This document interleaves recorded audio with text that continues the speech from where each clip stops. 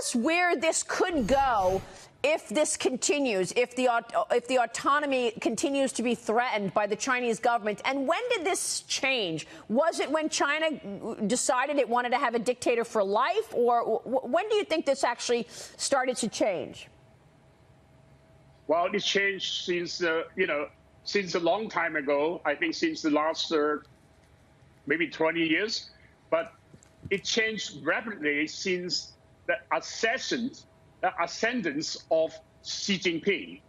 The last few years, changed a lot. We feel the encroachment on our freedom, the encroachment on our rule of law and the human right. We feel that if this is not going to stop, if we don't fight and stop this encroachment, I think Hong Kong is finished. Because without the rule of law, we won't have the financial center status, and we will lose everything we have.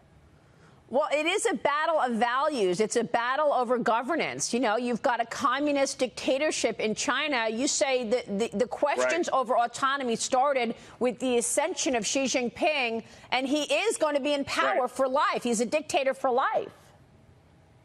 Well, I don't think he will be in power for life. His position is very precarious because he concentrates all the power himself. Also, that means he concentrates all the accountability on himself.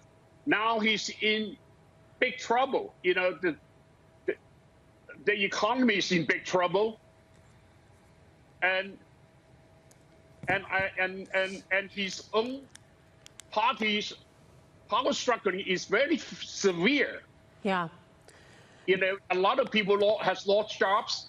The young people who graduate could not find jobs. The social mobility is going to stop. Right. And one thing is very important is Xi Jinping is the most absolute dictator of the human history because of the electronic device control of recognize people's face, where you go, where have you bought, who are you with, what have you talked, all that. If you do something wrong, they don't allow you to open a bank account. They don't allow you to buy an air ticket, a train ticket.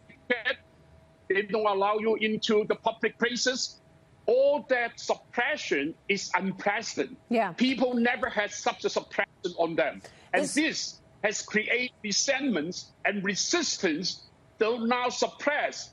If the economy goes down and trigger that emotion can explode, that could be a big problem for China. Yeah, this is a really important point that you're making, because China has used facial recognition technology in an unprecedented way, state-sponsored facial recognition. They know who's on those rallies, and whatever you do, you'll get a score at the end of the year. That score will tell you if you can take a train ride, if you're smoking too much, you'll get a bad score. Jimmy, are you, very quickly here, Jimmy, we're going to jump, but are you afraid for your own life after what you've just said in this interview? Are you afraid of being the target? No. Yeah. No, I'm not thinking about this. If I think about this, I will let fear frighten me. That's what the Chinese communists want. I don't think about the consequences. I just think what's right to do. And now is the ethical time for us to do something great. Okay. And I think something great is going to happen. Jimmy Lai, fighting the good fight. We are watching you from across the world.